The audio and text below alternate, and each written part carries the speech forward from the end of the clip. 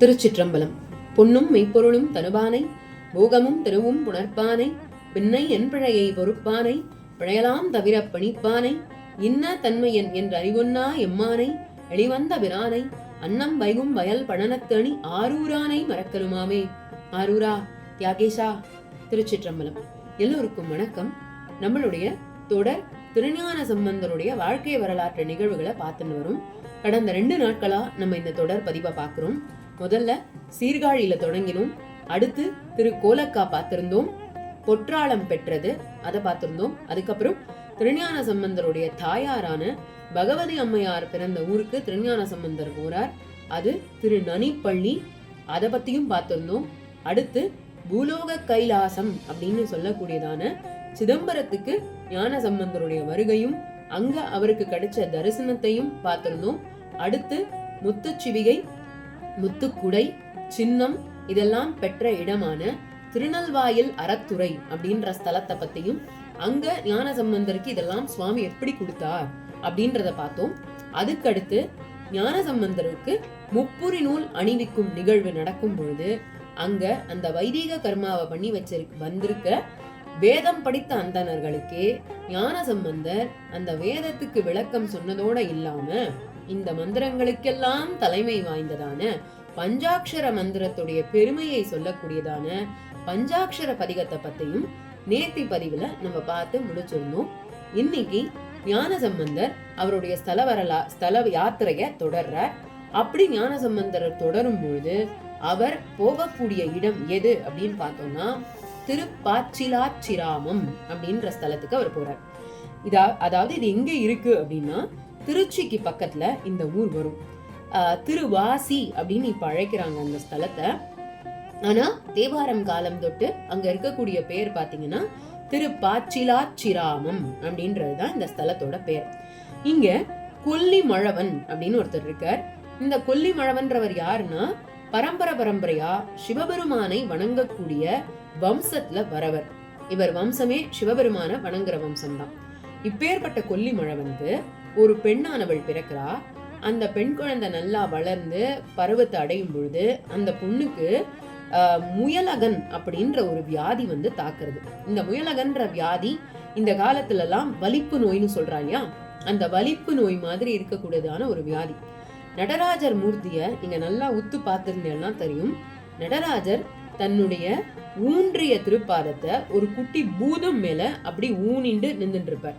அந்த பூதத்துக்கு பேர் தான் முயலகன்.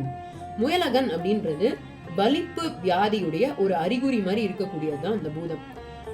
நடராஜ பெருமான மனசார நித்தியமா வணங்குறவர்களுக்கு வலிப்பு நோயானது வரவே வராது. ஏன்னா அந்த வலிப்பு நோயை தான் சுவாமி நாசம் செய்யும் விதமாக அந்த முயலகன்ற வியாதிக்கு மேல நின்று அந்த முதுகுல நின்று இருப்பார்.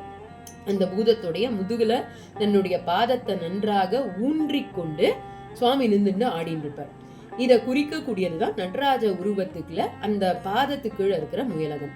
ஆனா இந்த திருப்பாச்சிலாச்சிராமம் அப்படின்ற ஊர்ல இருக்க நடராஜரை நீங்க பாத்தீங்கன்னா அவருக்கு அந்த ஊன்றிய திருவடிக்கு கீழே வெறும் ஒரு சர்ப்பம் மட்டும், அதாவது ஒரு பாம்பு மட்டும் இருக்கிறது தான் நீங்க பார்க்க முடியும்.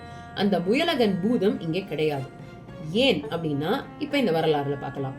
இந்த கொல்லிமழவன் அப்படின்றவனுக்கு தன்னுடைய பெண்ணுக்கு இந்த முயலகன்ற வியாதி ரொம்ப அந்த பொண்ணை படுத்தேன்னா அந்த வியாதி வந்தா நகர முடியாது, உணர்ச்சிகள் இருக்காது, எதுவுமே இருக்காது, படுத்த படுக்கையாவே இருப்பாங்க. அப்படி இருக்கும் பொழுது அது ஒரு ஆண்மகனுக்கே கஷ்டம் அப்படின்னும் பொழுது அதுவும் அது ஒரு பெண் குழந்தையா இருக்கிறவளுக்கு ரொம்ப கஷ்டமா இருந்தது. தன்னுடைய ஆசை பெண் இப்படி கிடக்கிறாளேன்னு சொல்லி அவளை தூக்கி கொண்டு பாச்சிலாச்சிராமத்துல இருக்கிற சுவாமி முன்னாடி அப்படியே கிடத்திட்டு சுவாமி முன்னாடி மனசார பிரார்த்தனை பண்ணிக்கிறார் கொல்லிமழவன். ஏன்னா நாங்க உங்களையே வணங்கக்கூடிய வம்சத்துல வந்தவங்க தான். ஆனா எங்களுக்கே இந்த நிலைமை அப்படின்னும் பொழுது எங்களுக்கு உங்களை விட்டா வேற யாருமே ஆறுதல் கிடையாது சுவாமி, நீங்க தான் இதை தீர்த்து கொடுக்கணும் அப்படின்னு சொல்லி அதாவது கொல்லிமழவன் சுவாமி கிட்ட ஆத்மார்த்தமா பிரார்த்தனை பண்ணிட்டு இருக்கும் பொழுது ஞான சம்பந்தர் வருகின்றார் அப்படின்ற ஒலி கேட்கறது. ஏன்னா ஞானசம்பந்தர் வர்றதுக்கு முன்னாடி அவர் கொஞ்சம் அந்த ஊருக்குள்ளேயே நெருங்க வர போறார் அப்படின்னாலே அதுக்கு முன்னாடியே அந்த பரிகாரர்கள்லாம் சொல்ல ஆரம்பிச்சிருவா, ஞானசம்பந்தர் வந்துட்டு இருக்காரு அப்படின்னு. உடனே கொல்லிமழவன் என்ன பண்றாராம் அப்படின்னா, தன் பெண்ணை அப்படியே சுவாமி முன்னாடியே கிடத்திட்டு ஞானசம்பந்தரை போய் வரவேற்கணும்னு ஊர் வாசலுக்கே போறார். ஊர் வாசலுக்கே போய் அதுக்குள்ள ஊரெல்லாம் அழகா அலங்காரம் பண்ணி வாசல்லையே நின்றுண்டு ஞானசம்பந்தரை வணங்கி வரவேற்று உள்ள ஊருக்குள்ள கூட்டின்னு வர்றார். அப்படி வர ஞானசம்பந்தர் என்ன பண்றாரு அப்படின்னா, நேரா சுவாமியை போய் பார்க்கணும்னு சுவாமி சன்னிதானத்துக்குள்ள நுழையிறார். சுவாமியுடைய பேர் அங்க பாத்தீங்கன்னா மாற்றி வரதர் அப்படின்றவர் அப்படின்னு பேரு. சமீவனேஸ்வரர் அப்படின்னு சொல்லுவாங்க. ஏன்னா இது வன்னி மரங்கள் நிறைந்த காடா இருந்திருக்கு. வன்னி இலைகளுக்கு சமி அப்படின்ற பேர் உண்டு. அதனால சமீவனேஸ்வரர் அப்படின்றதுதான் சுவாமியுடைய பேர். அம்பாளுடைய பேர் வந்து பாலாம்பிகை, பால சௌந்தரி, இப்படி 2 திருநாமங்கள். இப்பேற்பட்ட சுவாமி சன்னிதானத்துக்கு ஞானசம்பந்தர் வரார். வந்து சுவாமியை வணங்கலான்னு போகும்போது சுவாமிக்கு முன்னாடி ஒரு பெண் இப்படி உணர்ச்சியே இல்லாம இப்படி தரையில கிடக்கிறத பார்த்தோன்னே ஞானசம்பந்தருக்கு மனசு கேட்கல. ஏன் ஒரு பொண்ணுக்கு இந்த நிலைமை அப்படின்னு பக்கத்துல இருக்க கொல்லிமழவனை பார்த்து கேட்கும்போது, இவள் என்னுடைய பெண் தான், ஆனா இவளுக்கு வந்து இந்த வியாதி வந்து இவ ரொம்ப கஷ்டப்படுறா, அதனால இந்த வியாதியில இருந்து இவளை தீர்த்து கொடுக்கணும்னு சுவாமி கிட்ட நான் பிரார்த்தனையா பண்ணிட்டு இருந்தேன். அப்பதான் நீங்க வர சத்தம் கேட்டது, அதனால உங்களை வரவேற்கிறதுக்காக வந்திருந்தேன்னு ஞானசம்பந்தருக்கு பார்க்க மனசு கேட்கல. ஒரு பொண்ணு இவ்வளவு கஷ்டப்படுறாளே அப்படின்னு இந்த பொண்ணோட இந்த முயலகன்ற வியாதியை தீர்த்து கொடுக்கணும்னு சுவாமி கிட்ட மனசார பிரார்த்தனை பண்ணிட்டு பதிகம் பாட ஆரம்பிக்கிறார். ரொம்ப அழகான பதிகம். துணிவளர் திங்கள் அப்படின்னு தொடங்கக்கூடியதான அற்புதமான பதிகம். யாருக்காவது இப்ப கூட வலிப்பு நோய் இருக்கு, நரம்பு சம்பந்தப்பட்ட வியாதி இருக்குன்னா நீங்கெல்லாம் தாராளமா எடுத்து இந்த பதிகத்தை கண்டிப்பா படிக்கலாம். 48 நாள் தொடர்ந்து படிக்கும் பொழுது சாக்ஷாத் சுவாமியுடைய கிருப்பையில கண்டிப்பான நல்ல முறையில அந்த வியாதி நிவர்த்தி ஆயிண்டே வர்றத உங்களால பார்க்க முடியும். அந்த அளவுக்கு ரொம்ப முக்கியமான பதிகம் இது.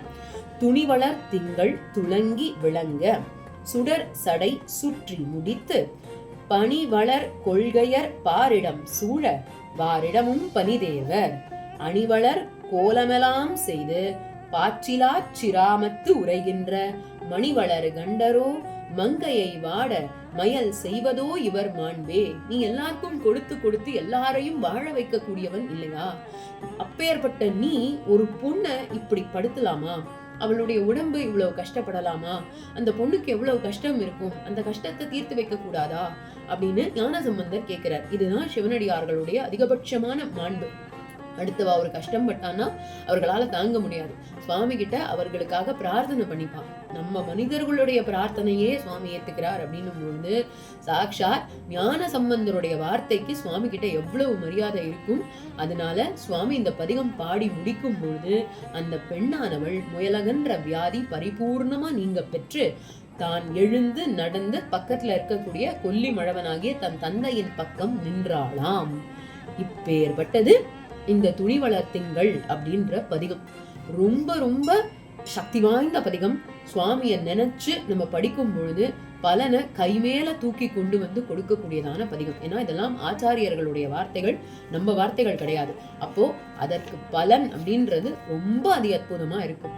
இப்படி பாச்சிலாம் சிராமத்துல சிவபெருமான வணங்கி சில காலம் அங்கேயே தங்கி இருந்துட்டு சிவபெருமானுக்கு அடிக்கடி போய் தரிசனம் பண்ணிட்டு இப்படி இருக்கிற ஞானசம்பந்தர் அடுத்து இன்னும் தன்னுடைய ஸ்தல யாத்திரை தொடரணும்னு முடிவு பண்ணி அடுத்த சில இடங்களுக்கு போகலாம்னு அப்படியே தாண்டினே வரார். அடுத்து அவர் வரக்கூடிய ஸ்தலம் என்னன்னு பாத்தீங்கன்னா திருச்செங்கோடு. திருநனா, பவானி இதெல்லாம் தரிசிச்சுட்டு இந்த திருச்செங்கோடுக்கு வரார். திருச்செங்கோடு அப்படின்றதே சுவாமி அர்த்தநாரியா இருக்கக்கூடிய ஸ்தலம். சுவாமியும் அம்பாளும் ஒன்றே அப்படின்றத நிரூபிக்கிற மாதிரி வலது பக்கம் முழுக்க ஆணுடைய ஸ்வரூபமும் இடது பக்கம் முழுக்க பெண்ணினுடைய ஸ்வரூபமும் கொண்டு சுவாமி அர்த்தநாரியா காட்சி கொடுக்கக்கூடிய ஸ்தலம். அதற்கும் இல்லாம செங்கோட்டு வேலவன் அப்படின்னு சொல்லக்கூடியவராகிய முருகப்பெருமான் இருக்கக்கூடிய ஸ்தலம், திருப்புகழ் பாடல் பெற்ற ஸ்தலம். செங்கோட்டு வேலவன் அப்படின்னாலே ரொம்ப பிரபலம். சுவாமி வந்து அதி அற்புதமான மூர்த்தி. சுவாமி அதாவது சிவனுக்கும் பார்வதிக்கும் அடுத்து அங்க இருக்கிற செங்கோட்டு வேலவனை போய் பார்க்கிறவா தவறாம போய் பார்க்கணும். ரொம்ப அதி அற்புதமான மூர்த்தி. அந்த மூர்த்திக்கே பல விசேஷங்கள் உண்டு. அதை இன்னொரு பதிவில் நம்ம தொடர்ந்து பார்க்கலாம். இப்பேற்பட்ட திருச்செங்கோடுக்கு வந்த ஞான சம்பந்தர் அங்க சுவாமிய வணங்குறார். அங்க என்ன ஆறுது அப்படின்னா அப்போ குளிர்காலம். குளிர்காலம் அப்படின்னும் பொழுது காய்ச்சல் எல்லா இடத்துலயும் அதிகமா அந்த இடத்துல பரவுறது. இப்படி இந்த காய்ச்சல் பரவும் பொழுது யாராலையும் தன்னுடைய நித்திய கர்மாக்களை செய்ய முடியல. இந்த காய்ச்சலுடைய கொடுமை ஜாஸ்தியா இருக்கு. எல்லாருக்கும் ஒரு விதமான காய்ச்சல் பரவுறது. இப்படிப்பட்ட காய்ச்சல்ல இருந்து எல்லாரையும் நிவர்த்தி பண்ணி கொடுக்கணும்னு சிவனடியார்கள்லாம் சேர்ந்து ஞானசம்பந்தரை பிரார்த்திக்க, ஞானசம்பந்தர் செங்கோட்டு சுவாமி முன்னாடி நின்றுட்டு பிரார்த்தனை பண்ணி அதி அற்புதமான பதிகம் ஒண்ணு பாடுறார். திருநீலகண்ட பதிகம் அப்படின்னு இந்த பதிகத்துக்கே ஒரு பேர். சிவபெருமானுக்கு இருக்கக்கூடிய அதி அற்புதமான நாமங்கள்ல திருநீலகண்டன் அப்படின்றது ரொம்ப அழகான பேர். நம்ம நித்தியமா சிவபூஜை பண்ற குடும்பத்துல வந்திருப்போம். நம்மளுக்கு உடம்புல திராணி இருக்கிற வரைக்கும் நம்மளால சிவபூஜையை தொடர்ந்து பண்ண முடியும். ஒரு கட்டத்துல நம்மளுக்கு உடம்புல தெம்பில்ல அப்படின்னும் போது நம்ம படுத்துட்டு தான் இருக்கோம் அப்படின்னா அப்ப கூட திருநீலகண்டம் திருநீலகண்டம் திருநீலகண்டம்னு சொல்லி என்ன பூவை கிடைக்கிறதோ அதை ஒரு பூவை எடுத்து சுவாமி மேல போட்டா கூட சிவபூஜையை அதை ஏத்துப்பாராம். அந்த அளவுக்கு அதி அற்புதமான நாமம் திருநீலகண்டம் அப்படின்றது. அதனாலதான் அந்த திருநீலகண்டம்ன்ற நாமத்துக்கே அவ்வளவு விசேஷம். அந்த நாமத்துடைய பெருமைய சொல்ற மாதிரி திருநீலகண்டம் திருநீலகண்டம்னு முடிகிற மாதிரியே 10 பாடல்களையும் பாடி கொடுத்திருப்பார். ரொம்ப அழகான பதிகம் திருநீலகண்ட பதிகம் அப்படின்னு இந்த பதிகத்துக்கு உண்டான பேர். அவ்வினை கிவ்வினை ஆமென்று சொல்லும் அக்தறிவீர், உய்வினை நாடாதிருப்பதும் உந்தமக்கு உணமன்றே, கைவினை செய்து எம்பிரான் கடல் போற்றுதும் நாமடியோம், செய்வினை வந்தமை தீண்டப்பெறா திருநீலகண்டம். எந்த ஒரு வினையும் என்னை தீண்டாமல் காக்க வேண்டியது நான் வணங்கக்கூடிய திருநீலகண்டத்தின் மேல் பொறுப்பு அப்படின்னு சொல்லுவார். திருநீலகண்டம் தான் என்னை என்னைக்கும் காப்பாற்றணும். ஏன்னா எனக்கு எது நல்லது கெட்டதுன்னு தெரியாது. என்னை நோக்கி நல்லது வந்தாலும் என்னை நோக்கி கெடுதல் வந்தாலும் என்னை எல்லாவற்றிலிருந்தும் காப்பாற்றக்கூடியவன் திருநீலகண்டன் ஒருவனே அப்படின்னு சொல்லக்கூடிய அதி அற்புதமான பதிகம். திருநீலகண்டம் திருநீலகண்டம் திருநீலகண்டம்னே சொல்லிட்டு இருப்பார். அதனால யாருக்காவது உடம்பு சரியில்லை, ஜுரம் சம்பந்தப்பட்ட வியாதிகள்ல யாராவது அவஸ்தப்படுறீங்க அப்படின்னா இந்த பதிகத்தை தவறாமல் பாராயணம் பண்ணலாம். அவ்வளவு ஒரு உன்னதமான பதிகம். இந்த திருநீலகண்ட பதிகத்தை பாடி அங்க இருக்கக்கூடிய எல்லாருக்கும் இந்த ஜுரத்தை நிவர்த்தி பண்ணி கொடுத்தார் அப்படின்றதுதான் இந்த திருச்செங்கோட்ல திருநீலகண்ட பதிகத்தை ஞானசம்பந்தர் பாடினதுடைய வரலாறு. இப்படி திருச்செங்கோடுக்கு அப்புறம் அது திருப்பாண்டி கொடுமுடி, திருவானைக்காவல், அதாவது இந்த திருச்சி சுத்தி இருக்கிற ஸ்தலங்கள், எறும்பியூர், கற்குடி, வலஞ்சுடி இதெல்லாம் தரிசிச்சுட்டே அடுத்து எங்க வரப்போறார் அப்படின்னா திருப்பட்டீச்சரத்துக்கு வரப்போறார். பழையாறை, சத்திமுற்றம் இதெல்லாம் தரிசிச்சுன்னு இங்க வரப்போறார்.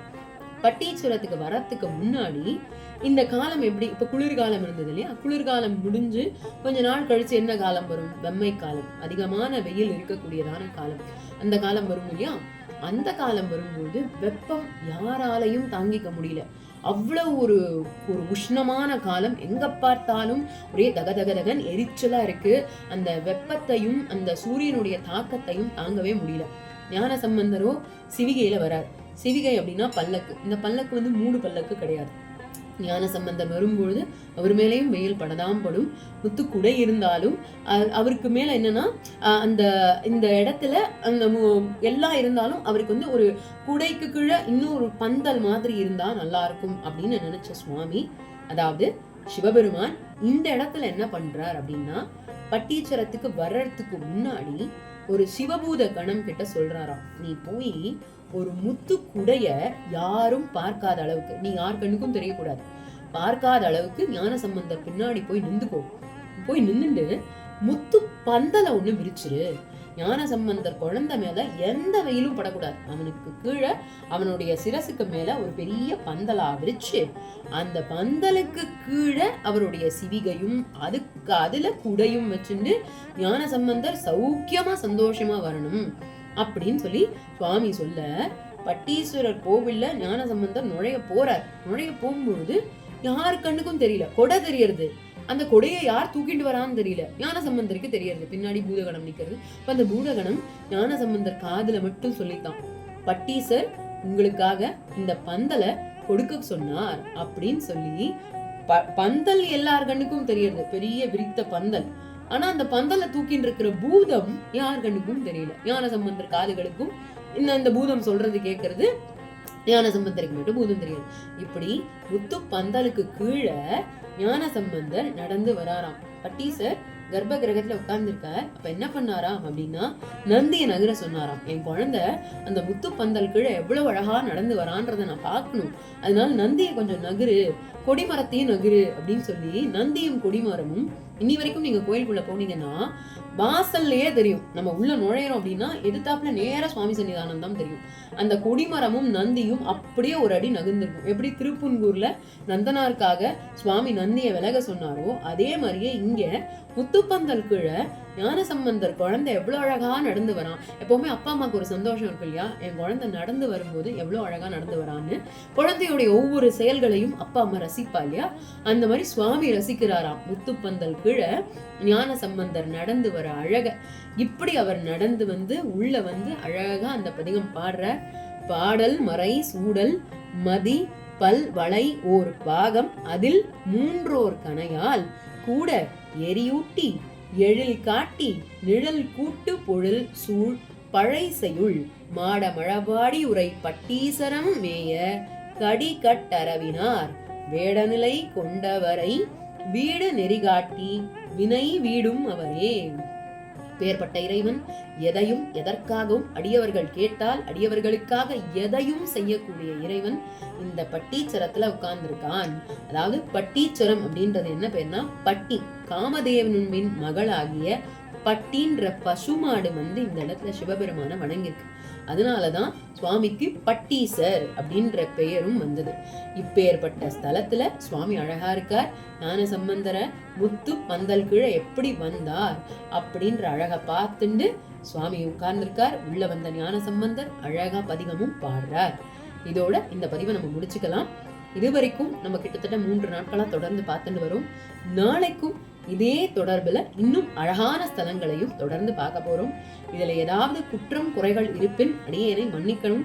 இதுல ஏதாவது சொன்னதுல நல்லது ஏதாவது ஒண்ணு இருந்தது அப்படின்னா அது என் திருவாரூர் தியாகராஜன் கொடுத்த திருவருளை தவிர வேற எதுவுமே கிடையாது. திருச்சிற்றம்பலம்.